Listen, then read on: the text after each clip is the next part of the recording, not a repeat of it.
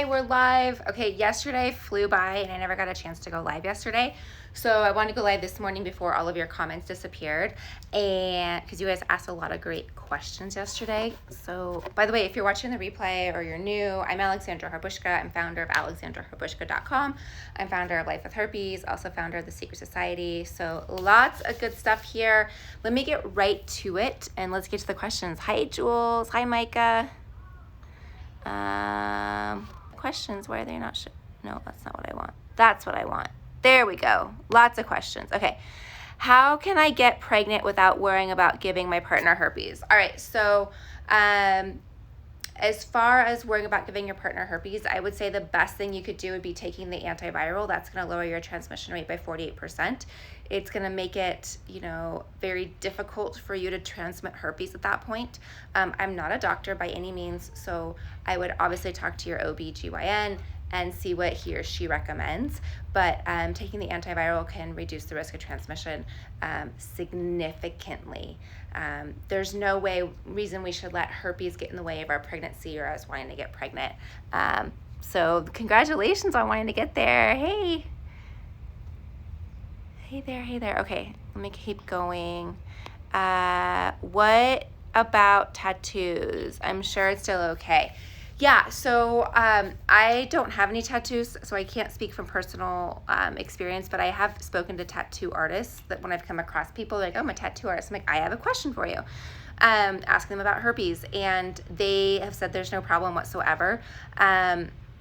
If you are going to get tattooed in the area in which you have herpes, I would probably disclose, but I am assuming they wear gloves, so there would be no interaction.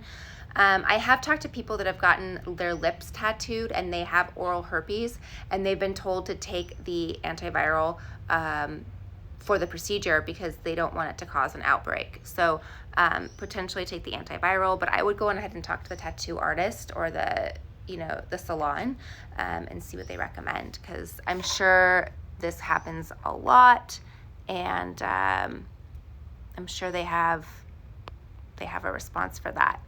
I'm sorry, but how do you get pregnant when having herpes? You were diagnosed a week ago. Oh my gosh, I'm so sorry that you're just newly diagnosed. I was just talking about the pregnancy. There should be no issues getting pregnant whatsoever. That I would say take the antiviral. Just because you have herpes doesn't mean you have to use a condom for the rest of your life. My husband and I don't use condoms. This is something that you guys, eventually you get to a point in a relationship where you're not going to use a condom, and both of you will be okay with it. Can finding out I have HSV cause ghost symptoms? My anxiety's been going crazy all month, and I feel like I have a genital but don't know I have any outbreaks or visible sores. Is that possible? When you say ghost symptoms, like, what do you mean? You found out you have herpes. Your anxiety has been going crazy. I completely understand that. But don't know if you have any out. So how did you find out you have herpes if you've not had any outbreaks? Did you just get a blood test and someone tell you? Then that, if you just got a blood test, yeah, unfortunately you don't know where you have it. Because if you've never had an outbreak, which, I would say that's good news and bad news. If you have never had an outbreak, then you're probably asymptomatic, which means you're not going to get outbreaks. Like a hypochondriac, I would say I understand that situation. There's a lot of people that are in our secret society that have that situation as well. And they, I was in that situation where you're like, oh my gosh, I can't touch anything. I can't even touch my body. I can't do anything. I would say you need to relearn to love your body. This is probably a virus you've had for a really long time and not even knowing it. And before you knew it, you loved your body. And now that you have it, you don't love your body or don't love your life or things like that. So I would say you would need ways to reduce your anxiety. You would take Epsom salt baths. I would say take CBD if you have CBD. Our Secret Society products have CBD in it, so that's really great. But I'm so sorry that you're dealing with that. I would say that, don't try to go looking for it. Just be aware that you have it, and if you get an outbreak, you'll go, oh, that's what it is. Come here, Scarlett. Yeah, that's what it is, unfortunately. Is it okay to take collagen supplements, or will that trigger an outbreak? You know, I have heard that some people, I've never taken collagen. I've heard of some people saying that collagen triggers outbreaks for them. I've also heard of other people saying it doesn't. So I don't know. You would have to try it for yourself. Again, the worst thing that happens is you get an outbreak. You go, oh, okay, this causes an outbreak for me. I think we get so caught up in the fact that like, oh, I don't want to get an outbreak, don't want to get an outbreak. That's the worst thing that's going to happen is you get an outbreak. So if collagen is something you want to take and you want to experiment with that, then I would say take it and see what happens. There's other ways to get not organic, but you know, you could drink some bone broth. That adds a lot of immune support as well, and there's collagen in it. So there's a lot of other ways you can get collagen in your diet other than like taking the collagen supplements.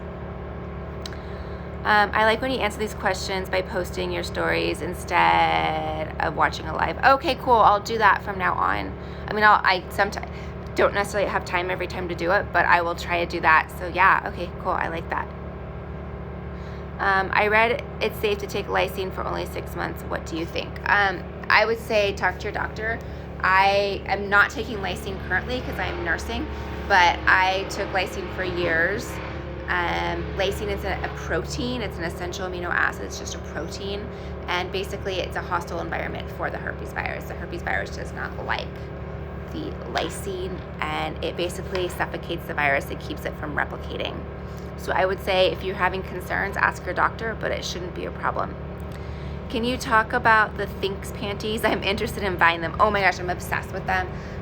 Maybe I'll do a quick story on it. I purchased them after I started using the Diva Cup after I was diagnosed with herpes because I had tons of yeast infections, and I just couldn't get,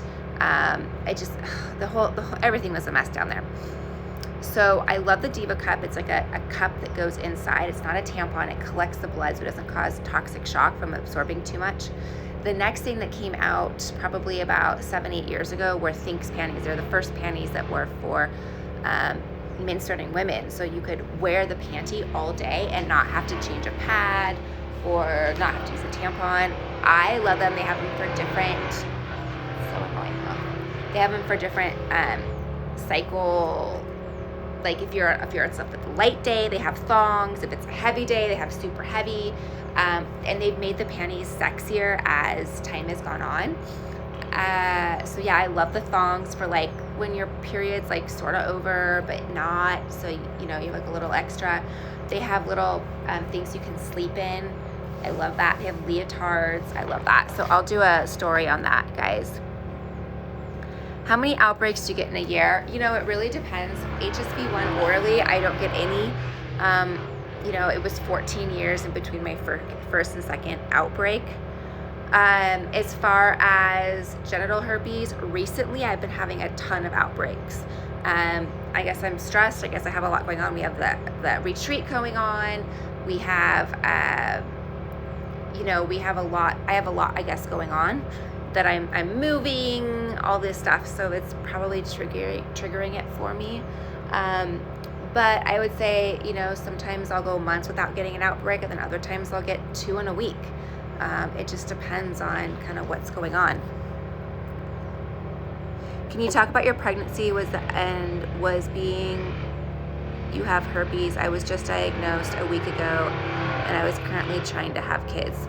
So yeah, having herpes has nothing to do with having kids. It's not going to get in the way of it.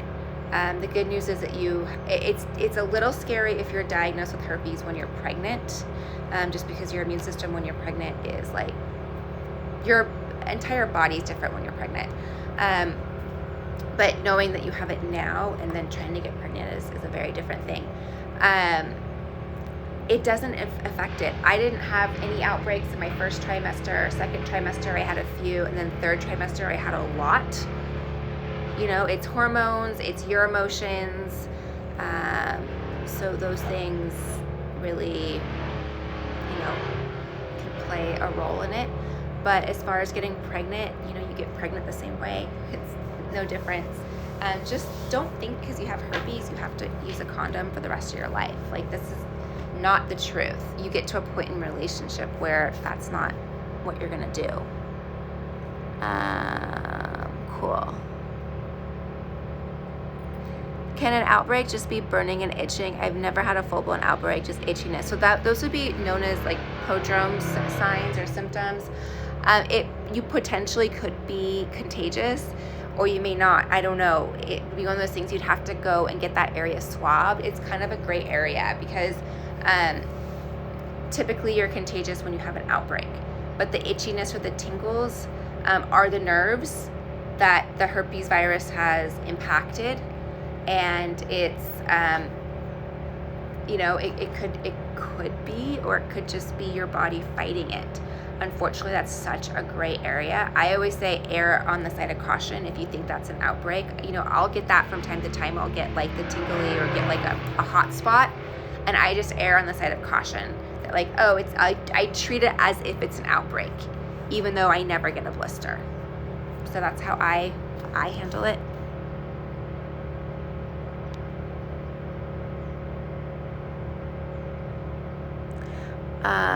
Also, is the cup messy for business? Easy to use? Yeah, the cup is super easy to use, the menstrual cup, the Diva cup. It took me a few tries to figure out how to put it in correctly, so that would be the only thing I would say is a little frustrating. It is messy to take out. I like to take it out in the shower, so then it just kind of goes down the drain. But I love that too. I'm obsessed with both of them.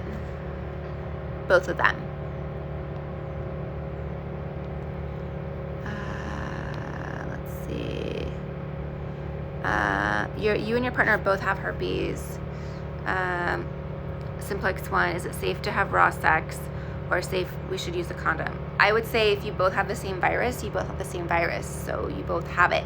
You're not going to reinfect yourself with the same virus. So if you both feel comfortable with having unprotected sex, not using a condom, like if herpes had nothing to do with it and you felt comfortable having unprotected sex with this partner, I would say go for it. Again, I'm not a doctor. Ask your partner what he or she feels most comfortable with, and if you have questions, ask your doctor. But if you both have the same virus, you cannot reinfect yourself with the same virus if you have the antibodies. Antibodies would show up in a blood test. So until you have those antibodies, you actually can reinfect yourself. Yeah.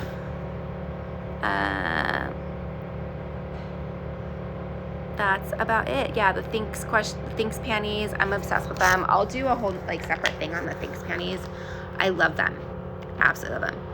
Do you still get outbreaks in a year as many as you did when you were first diagnosed? No, I don't. I get way less now than when I was first diagnosed, which thank goodness, right? Thank goodness. All right, guys, I'll see you all later. Scarlett's joining me on the sofa. I'll see you all later. Hope you have an awesome Thursday, and I'll talk to you all soon. Bye. Oh, and if you're not coming to the retreat, I cannot wait to see you here in Las Vegas, July 30th, 31st through August 1st. Would love to see you here. Okay, bye guys.